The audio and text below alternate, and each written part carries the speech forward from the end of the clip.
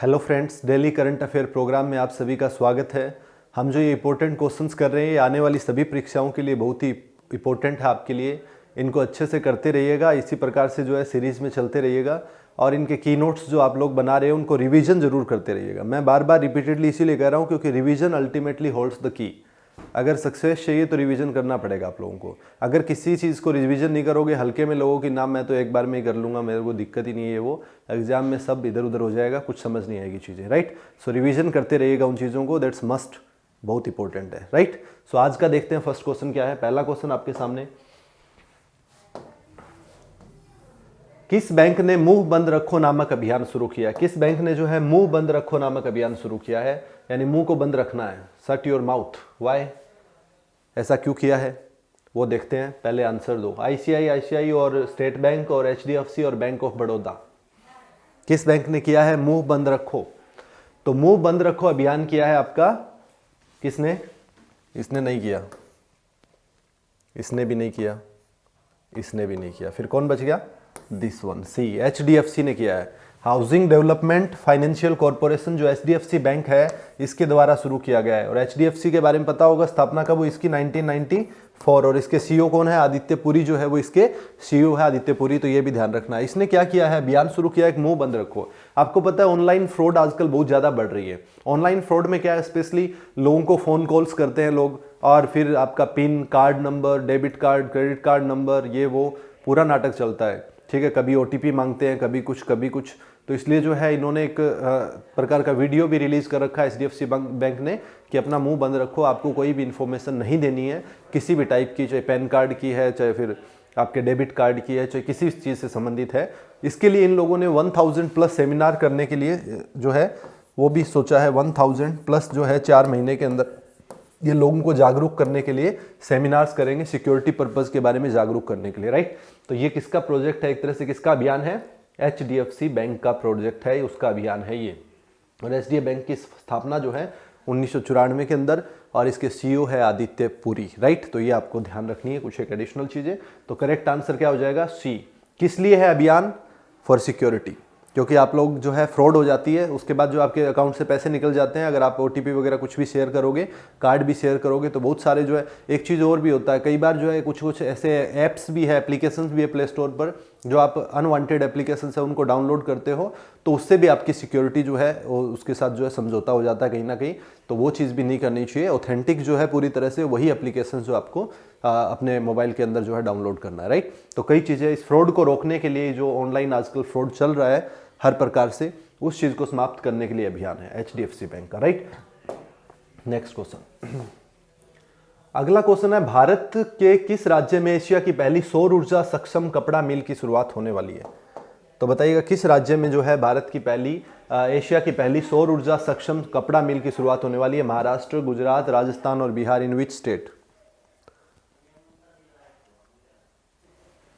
किस जिले में होगी बताइएगा।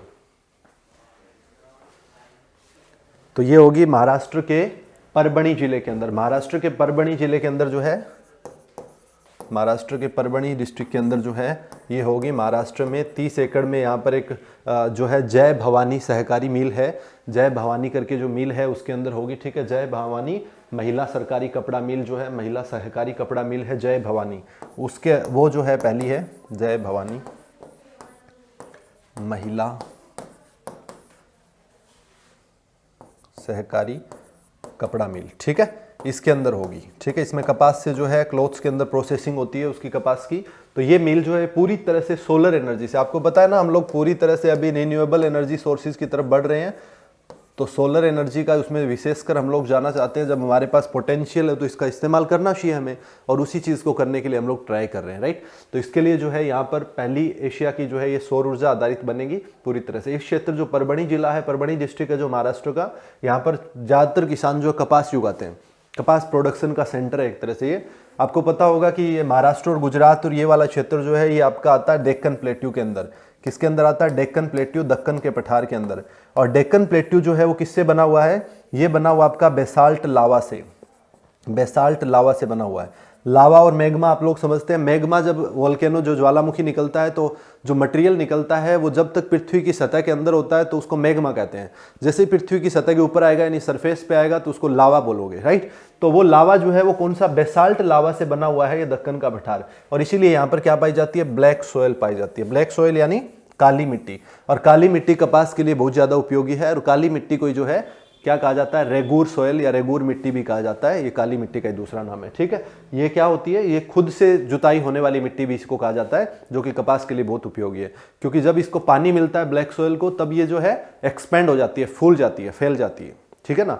और जैसे ही जब ये गीली आपकी सूखती है, ड्राई होती है, तब ये सिकुड़ जाती है यानी कॉन्ट्रैक्ट हो जाती है। और जब इस प्रक्रिया के दौरान जो है क्या होता है कि इसमें दरारें पड़ जाती है, जब ये सूखती है तो, जब कॉन्ट्रैक्ट होती है तो, ठीक है। वो दरारें जो देख के लगता है कि इसकी सेल्फ प्लाउइंग हो चुकी है, यानी खुद से जुताई होने वाली मिट्टी, इसी को कहा जाता है सेल्फ प्लाउइंग सोयल कहा जाता है इसको, राइट। तो ध्यान रखना है, ये है आपकी परभणी जो है महाराष्ट्र के अंदर। और आपको ये भी पता होगा गुजरात कपास उत्पादन जो है सर्वाधिक, उसके बाद महाराष्ट्र दूसरे नंबर पे है कपास के उत्पादन में, राइट। ये भी आपको, मूंगफली उत्पादन में गुजरात पहले पर है, ठीक है।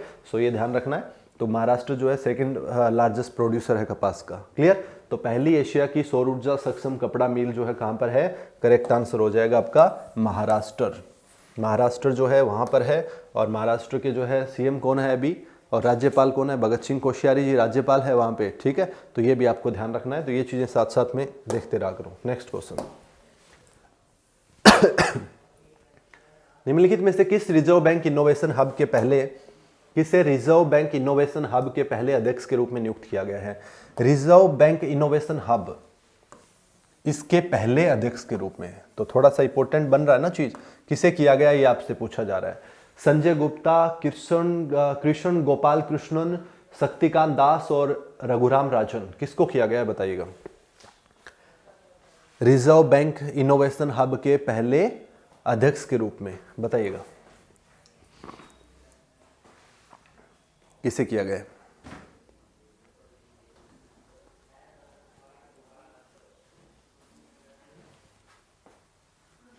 संजय गुप्ता है या रघुराम राजन है या शक्तिकांत दास है।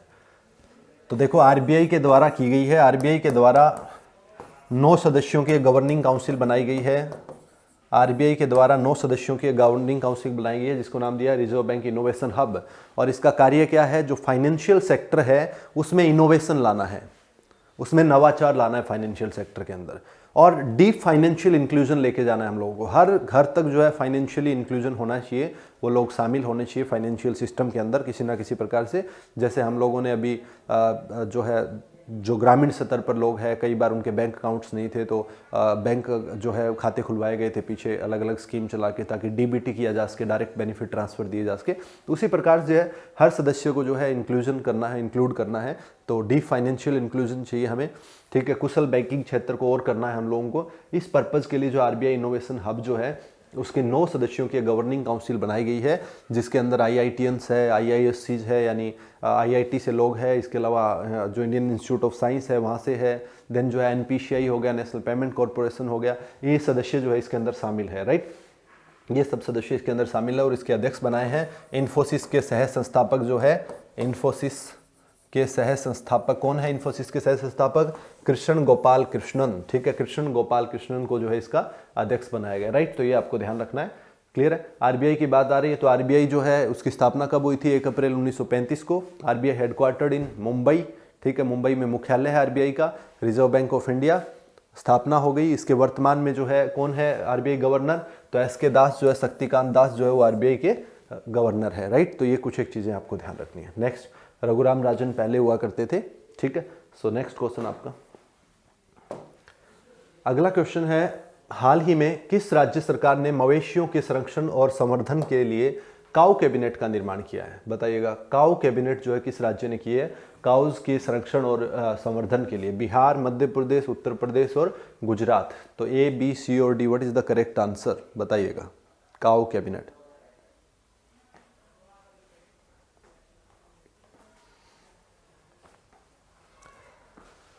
एक्चुअल में गौ हत्या और गोवध को रोकना जो है हमारे डीपीएसपी के अंदर शामिल है, जो हमारे राज्य के नीति निर्देशक सिद्धांत है अनुच्छेद 36 से लेकर 51 तक। उनमें एक बात लिखी हुई है कि हम लोगों को जो है पशुपालन को बढ़ावा देना चाहिए और उसी के तहत जो है गौ हत्या को रोकना चाहिए। ठीक है, तो इसको लेकर जो है मध्य प्रदेश सरकार ने काऊ कैबिनेट बनाया है, जिसके अंदर पशुपालन, वन, पंचायत, ठीक है, कृषि कल्याण, ये सब तमाम विभाग जो है शामिल करके एक काऊ कैबिनेट बनाया उन्होंने, राइट। तो उसके अंदर क्या है कि काउज को बचाव करना, उनका संरक्षण करने के लिए जो है पूरा का पूरा ध्यान दिया जाएगा। इससे पहले 2019 के अंदर जो है गौ हत्या संरक्षण अधिनियम पास किया था मध्य प्रदेश की विधानसभा ने, जिसके अंदर जो है अगर कोई भी ऐसा करता है तो उसको सजा का प्रावधान भी किया था। इवन 6 महीने से लेकर 3 साल तक की जो है सजा का प्रावधान किया था, राइट। 6 महीने से लेकर 3 साल तक की सजा हो सकती है अगर कोई ऐसा करता है। इसके अलावा जो है अगर कोई गाय के खिलाफ अहिंसा करते हुए मिलता है तो हिंसा करते हुए मिलता है तो गाय के खिलाफ कुछ भी गड़बड़ होती है तो उस व्यक्ति को जो है 50,000 तक का फाइन का भी प्रावधान किया गया था। ठीक है, तो 25,000 से 50,000 तक फाइन लग सकता है, उसको जुर्माना लगाया जा सकता है, ये भी किया था उन लोगों ने। इससे पहले भी जो है 2004 के अंदर जो है गौ हत्या संरक्षण अधिनियम लेकर आए थे वो लोग, 2019 में इसी का संशोधन किया था। उसके तहत उन्होंने क्या किया था कि जो मवेशियों का जो ट्रांसपोर्टेशन है वो हमारे मध्य प्रदेश से नहीं होना चाहिए। तो इसके लिए जो है उस टाइम पर उन्होंने ये चीज़ भी किया था, ये भी एक कानून बनाया था इन लोगों ने, एक्ट लेकर आए थे 2004 के अंदर, राइट। लेकिन अभी काऊ कैबिनेट का निर्माण कहाँ पर किया है, थोड़ा सा जो है इंटरेस्टिंग क्वेश्चन है ये, तो इसलिए थोड़ा सा ध्यान रखना। ये मध्य प्रदेश के अंदर शिवराज सिंह चौहान जी की गवर्नमेंट जो है उन्होंने बनाया है। शिवराज सिंह चौहान वहाँ पर चीफ मिनिस्टर है और जो है राज्यपाल कौन है मध्य प्रदेश की, तो मध्य प्रदेश की राज्यपाल है आनंदीबेन पटेल, जो कि उत्तर प्रदेश की भी राज्यपाल है। करेक्ट, तो इसका करेक्ट आंसर हो गया बी। चलते हैं नेक्स्ट क्वेश्चन में। निम्नलिखित में से किस संगठन का संबंध टीम हालो नामक पहल से है? कौन सा जो है संगठन ऐसा है जिसका संबंध है टीम हालो? टीम हेलो या टीम हालो, ठीक है, ऐसे लिखा जाता है वैसे, टीम हेलो ऐसे था ये, ठीक है, टीम हालो।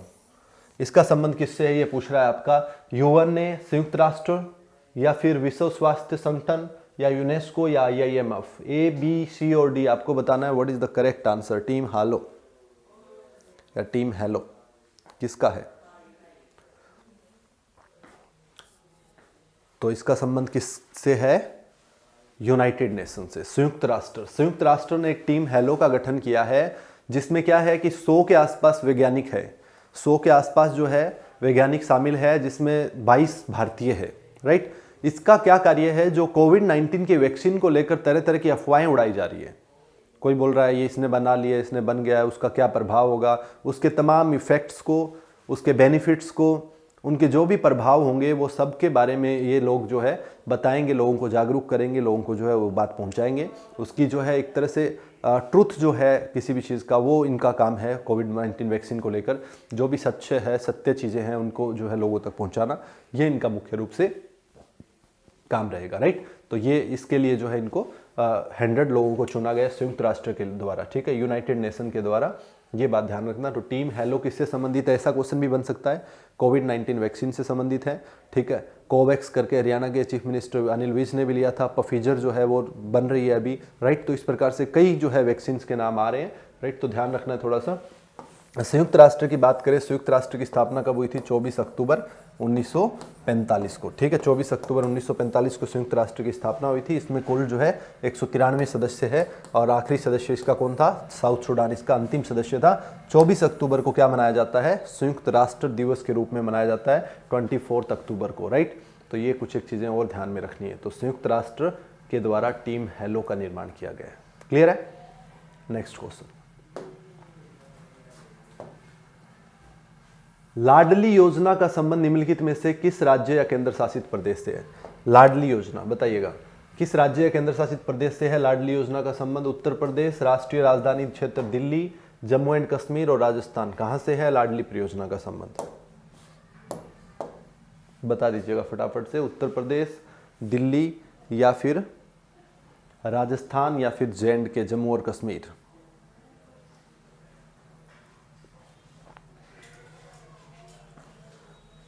देखो, इसकी शुरुआत 1 जनवरी 2008 को हुई थी। वैसे इस योजना की, लाडली योजना की शुरुआत जो है वो कब हो गई थी? 1 जनवरी 2008 को। बट अभी कोविड-19 के चलते जो है इसके अंदर जो रजिस्ट्रेशंस हो रहे थे उनकी जो है काफ़ी कम देखी गई, काफ़ी कमी देखी गई, इसलिए फिर से न्यूज़ में थी। तो लाडली योजना जो है वो दिल्ली की योजना है, एक तरह से दिल्ली क्षेत्र की योजना है।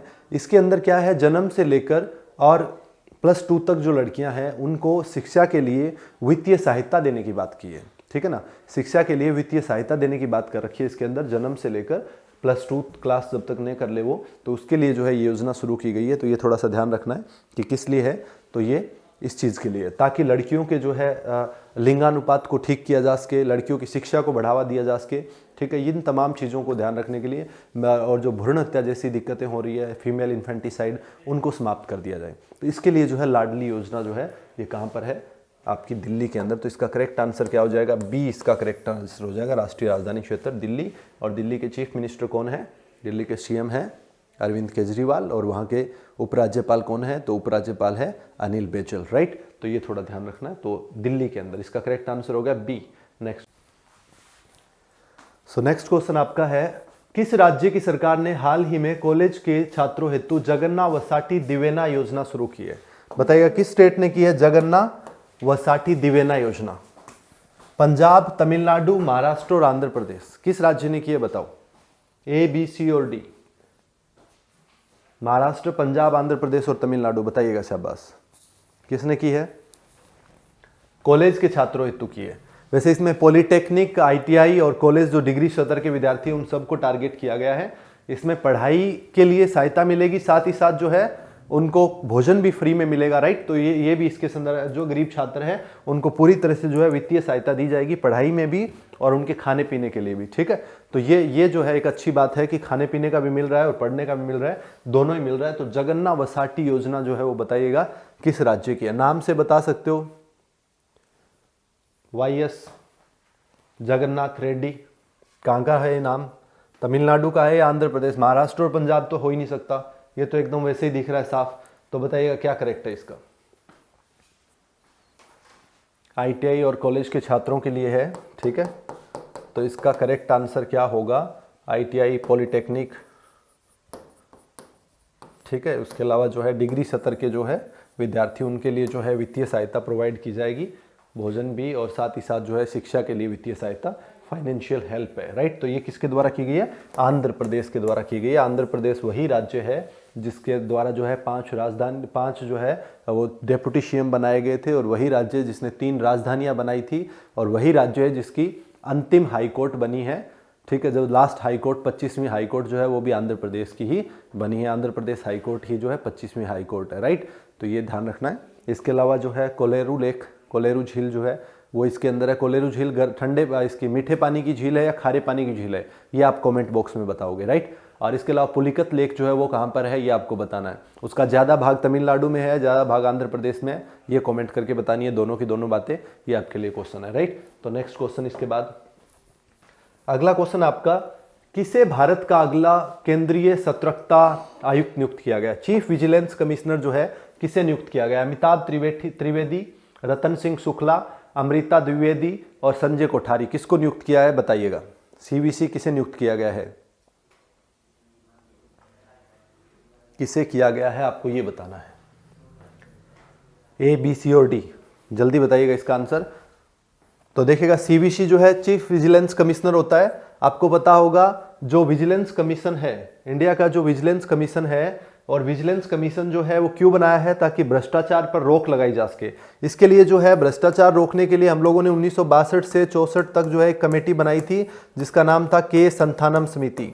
और के संथानम समिति जो थी, इसने अपनी रिपोर्ट के अंदर 1964 में इसका बताया। तो इसकी रिपोर्ट, इसकी सिफारिश के आधार पर जो है केंद्रीय जो आपका सतर्कता आयोग जो है, सेंट्रल विजिलेंस कमीशन जो है, इसकी नियुक्ति हुई थी। सेंट्रल विजिलेंस कमीशन की नियुक्ति हुई थी इसके हिसाब से जो है, इसकी सिफारिश के हिसाब से। कब? 1964 के अंदर, राइट। लेकिन ये जो है एक तरह से एग्जीक्यूटिव डिसीजन था उस टाइम पे, ना ही कोई संवैधानिक संस्था थी है, ना ही किसी प्रकार का स्टैट्यूटरी बॉडी थी ये, ठीक है। ये जस्ट एक जो है एग्जीक्यूटिवली पास किया गया था, राइट। इसके बाद जो है 2003 में इसको स्टैट्यूटरी बॉडी बनाया गया, राइट। और इसके अंदर जो है अभी वर्तमान में बात करें तो एक चीफ विजिलेंस कमिश्नर होगा, इसके अलावा 2 अन्य विजिलेंस कमिश्नर हो गए। एक चीफ विजिलेंस कमिश्नर और 2 अन्य विजिलेंस कमिश्नर हो गए इसके अंदर, राइट। तो ये ध्यान रखना, 2 से अधिक नहीं होंगे, इनकी नियुक्ति कौन करता है? इनकी नियुक्ति करता है राष्ट्रपति। भारत का राष्ट्रपति नियुक्ति करता है, लेकिन कैसे?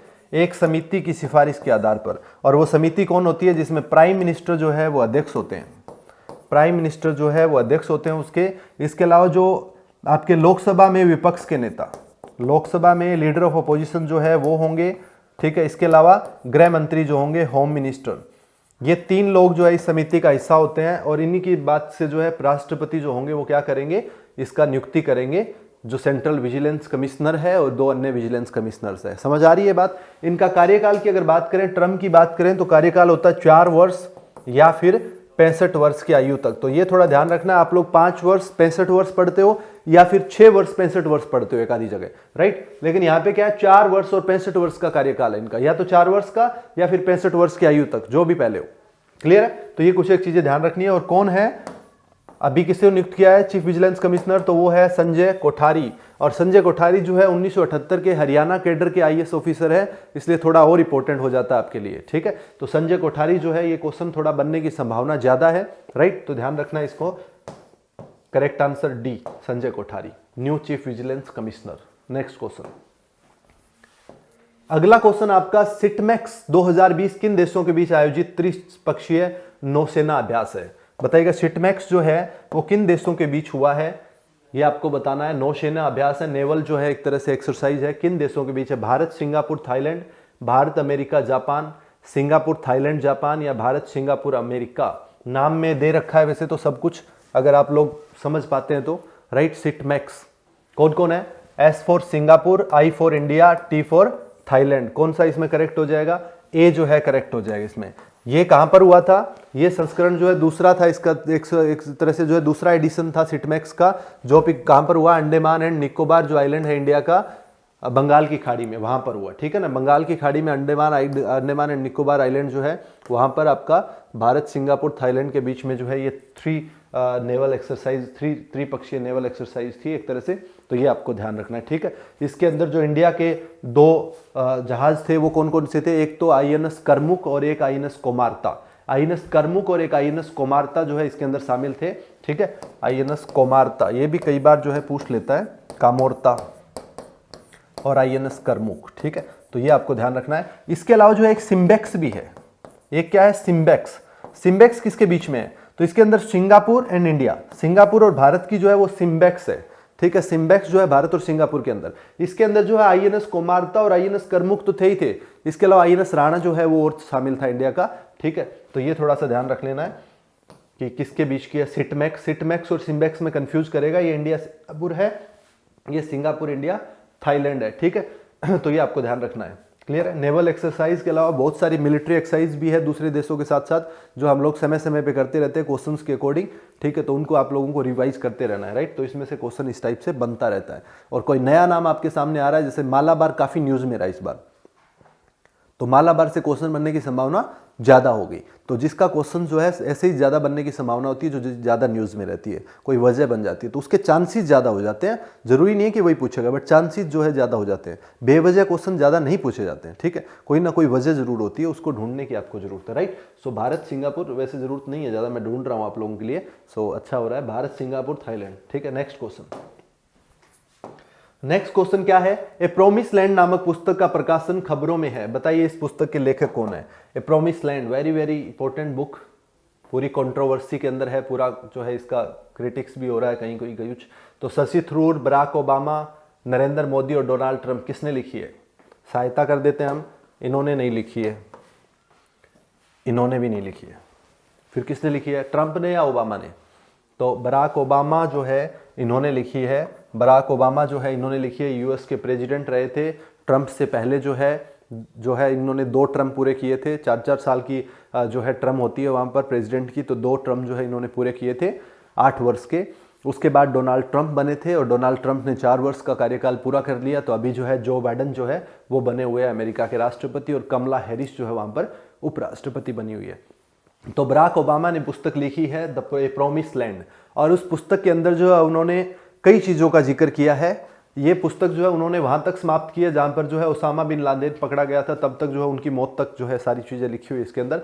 इसके अंदर इन्होंने स्पेशली जो है इंडिया के बारे में भी कई चीज़ें डाली हुई, जैसे कि रामायण के बारे में, महाभारत के बारे में, इसके अलावा महात्मा गांधी के जो विचार थे उनके बारे में भी जो है उनका अट्रैक्शन जो है वो भी उसमें बताया गया पूरा का पूरा। देन महात्मा गांधी के अलावा जो है मनमोहन सिंह, डॉक्टर मनमोहन सिंह जो है वो एक बहुत ही अच्छे इकोनॉमिस्ट है, वर्ल्ड लेवल पे जो है वर्ल्ड रिनाउंड इकोनॉमिस्ट है एक तरह से आपके मनमोहन सिंह। तो डॉक्टर मनमोहन सिंह के बारे में भी कुछ चीज़ें हैं। तो इस तरह से जो है सबके बारे में चीज़ें लिखी हुई है। इवन दूसरे गांधी जी के बारे में भी लिखी हुई है, राहुल गांधी के बारे में भी लिखा हुआ है कि वो अभी जो है राजनीति के लिए परिपक्व है, पूरी तरह से मैच्योरिटी नहीं है, एक तरह से योग्यता नहीं है इतनी ज़्यादा जिस प्रकार से गांधी फैमिली उनको आगे करके करना चाहता है। तो काफ़ी उनको भारत की राजनीति की भी समझ है एक तरह से, और भारत के प्रति जुड़ाव एक तरह से दिख रहा है कि कितना जो है कितनी चीज़ों का जिक्र किया हुआ इंडिया की। तो ये तमाम चीज़ें जो है बराक ओबामा की पुस्तक के अंदर लिखी हुई है, राइट। तो ये ध्यान रखना आपको, मोदी जी का कोई जिक्र नहीं है उसके अंदर, सबसे बड़ी दिक्कत वाली बात ये है, इसलिए वो नाराज़ है, राइट। सो ABCD, तो बी जो इसका करेक्ट आंसर हो गया, क्या हो गया, बराक ओबामा। क्लियर है, तो ये आपको ध्यान रखना है। अभी अमेरिका के राष्ट्रपति कौन बने हैं नए, जो बाइडन, ठीक है, जो बाइडन जो है वो बने हैं, तो ये आपको ध्यान रखना है, ठीक है। कमला हैरिस जो है वो इंडियन ओरिजिन, वो वहां की अभी उपराष्ट्रपति बनी हुई है, राइट। तो ये कुछ एक चीजें और एडिशनल ध्यान रखना है। तो इसी के साथ जो आज के क्वेश्चन यहीं पर समाप्त होते हैं, बाकी की चीजें अगली क्लास में करेंगे। तब तक अगेन एंड अगेन रिवाइज करो और पढ़ते रहो और मोटिवेट रखो अपने आप को। सबसे इंपॉर्टेंट चीज़ वो है, लंबे टाइम तक चलना पड़ेगा अभी क्योंकि सिचुएशन ऐसी है, राइट। सो मिलते हैं अगली क्लास में, तब तक के लिए thank you so much, bye bye.